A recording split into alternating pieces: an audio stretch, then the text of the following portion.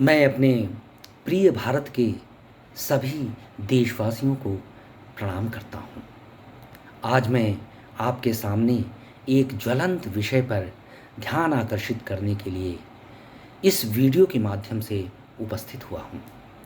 आपसे अनुरोध है कि आप इस वीडियो को लाइक करें और कमेंट करते हुए बड़ी संख्या में शेयर करें। ऐसे आलेखों को तैयार करने के लिए हमें बहुत कुछ पढ़ना पड़ता है, बहुत कुछ गढ़ना पड़ता है। आप हमें इस काम के लिए प्रोत्साहित कर सकते हैं ताकि हम भविष्य में भी आपके समक्ष नए नए विषयों पर चर्चा कर सकें और आपके ज्ञान में वृद्धि कर सकें। इस चर्चा का विषय है, शीर्षक है जनवरी का महीना दो सुपरमैनों के नाम। जनवरी 23 को महान योद्धा, स्वतंत्रता सेनानी और सही मायनों में भारत के प्रथम प्रधानमंत्री नेताजी सुभाष चंद्र बोस का जन्मदिन है। किंतु इस महापुरुष के साथ साथ एक अन्य देवतुल्य मानव का भी जन्मदिन इसी जनवरी माह में 12 तारीख को पड़ता है और जिसे स्वयं सुभाष अपना प्रेरणा स्रोत मानते थे।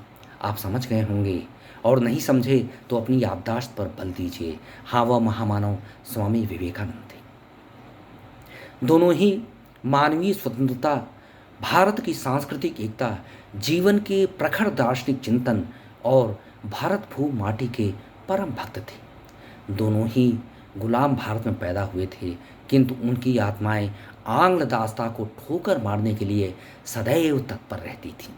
अस्तु, यह भी विशेष उल्लेखनीय है कि स्वतंत्र भारत में उनके योगदान को धूल धूसरित करने की कोशिश की जाती रही है। उनकी अस्मिता को धूमिल करने का घिनौना खेल खेला जाता रहा है। सुभाष के साथ क्या हुआ यह सर्वविदित है। जबकि क्लीमेंट एटली का वह बयान, जिसे उन्होंने भारत के आज़ाद होने के बाद कलकत्ता में दिया था कि अंग्रेज़ तो कांग्रेस या गांधी जी की वजह से भारत छोड़कर नहीं गए, बल्कि नेताजी सुभाष चंद्र बोस से हार कर भारत से भाग खड़े हुए थे, उस वक्तव्य को क्या हम भुला पाएंगे? हाँ, हमारे स्मृति पटल से उनके योगदान को मिटाने के लिए क्या क्या षड्यंत्र नहीं रचे गए। अगर सुभाष को भारत के स्वतंत्रता आंदोलन पटल से जानबूझकर हटाया नहीं गया होता तो आज इस देश का भविष्य अत्यंत उज्जवल होता, या दूसरे शब्दों में कहें तो इतना बुरा नहीं होता जितना कि हम अपनी मायूस आंखों से देख रहे हैं। बताते चलें कि सुभाष एक कुशल सेनानायक और जुझार योद्धा ही नहीं थे, बल्कि एक बड़े मझे हुए कूटनीतिज्ञ और राजनीतिज्ञ भी थे।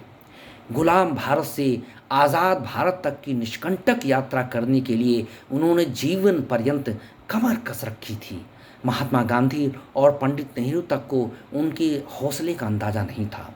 हिटलर तक को अपने आगे नतमस्तक कराने वाले सुभाष को कभी पराजय का मुंह नहीं देखना था, लेकिन विधना को यह मंजूर नहीं था और वह षड्यंत्रों की बलि चढ़ गए। जब 1947 से पहले ही उन्होंने भारत के आज़ाद होने की दुंदुभी बजाई थी तो कांग्रेस तो हैरत में पड़ गई थी। उसे तब और भी ज़्यादा हैरत हुई जबकि नेताजी के आज़ाद भारत को कोई दर्जन भर राष्ट्रों ने मान्यता दे दी, जबकि सुभाष ने अपने प्रशासन का मुख्यालय भी तैनात कर लिया था और करेंसी नोट भी जारी कर दिए थे। स्वयं को प्रधानमंत्री घोषित करने के बाद उन्हें दिल्ली से तिरंगा फहराना था, जबकि इस तिरंगे के जनक भी वही थे। महात्मा गांधी को बापू का अति प्रिय संबोधन देने वाले सुभाष ने कभी भी गांधी जी की अवमानना नहीं की। गांधी जी को दुख हुआ तो उन्होंने कांग्रेस के अध्यक्ष पद का परित्याग कर दिया। गांधी जी को उनके कांग्रेस में रहने की चिंता हुई तो उन्होंने कांग्रेस का साथ छोड़ दिया और आज़ाद हिंद फौज के बैनर तले स्वतंत्रता संग्राम की ठंडी चिंगारी को बड़वा नल में तब्दील करने लगे। बहरहाल पता नहीं किसके बहकावे में जब उनकी प्रयाण कर रही सेना को पूर्व निर्धारित और पूर्व सहमत समझौते के अनुसार जापान से सामरिक शस्त्रास्त्र और रसद नहीं मिले तो भी वह मायूस नहीं हुई। जापान के छल के शिकार होने के बाद उन्हें छलपूर्वक एक ऐसी दुर्घटना का शिकार होने का दावा किया गया जो कभी हुई ही नहीं। विमान दुर्घटना का शिकार होने का कोई साक्ष्य नहीं मिला। उड़ती उड़ती खबरों से कानाफूसियों का बौंडर आज भी उमड़ रहा है कि विमान दुर्घटना के बाद उन्हें रूस में देखा गया था। जब ताशकंद समझौते के बाद लाल बहादुर शास्त्री के पास रात को किसी व्यक्ति की फ़ोन कॉल आई कि अगली सुबह वह उनसे मिलने वाला है, तो वह शख्स कौन था और उससे मिलने के पहले ही शास्त्री जी की मौत का ड्रामा क्यों खेला गया। उस समय की एक तस्वीर में याह्या खान के साथ भीड़ में जाते हुए नेपथ्य में हूबहू नेताजी की शक्ल वाला व्यक्ति धीरे धीरे शास्त्री जी की ओर क्यों बढ़ रहा था। नेता नेहरू जी का कोई भला मानस शाहनवाज खान, जो सुभाष की फ़ौज में था और जो सुभाष के गायब होने के बाद पाकिस्तान चला गया था और जिसे नेहरू जी ने बाद में बुलाकर भारत में किसी महत्वपूर्ण पद पर आसीन कराया था, उसकी नेताजी के इस प्रकरण में क्या भूमिका थी। बहरहाल नेताजी की शक्ल वाला वह व्यक्ति इंग्लैंड में क्या कर रहा था। सोशल मीडिया पर भारतीय सेना का कोई अधिकारी बता रहा था कि नेताजी को यूरोप में यातना देकर मारा गया। क्या यह बात सही है? आखिर शास्त्री जी का परिवार इस बात का खुलासा क्यों नहीं कर रहा है कि जो व्यक्ति उन्हें रूस में मिला था और जिसके बारे में शास्त्री जी ने फ़ोन पर अपनी पत्नी ललिता शास्त्री को बताया था कि वह भारत आकर एक ऐसे रहस्य का पर्दाफाश करेंगे कि जिसे सुनकर हर भारतीय झूम उठेगा। आज इतने वर्षों बाद भी नेताजी की मौत का रहस्योद्घाटन नहीं हो पाया है। यह देश और आज़ाद भारत की कितनी ही आई गई सरकारों के लिए इतनी शर्मनाक बात है कि उन सबको चुल्लू भर पानी में डूब मरना चाहिए। अति दूरदृष्टि रखने वाले नेताजी सुभाष की पुण्यतिथि किस दिन मनाई जानी चाहिए?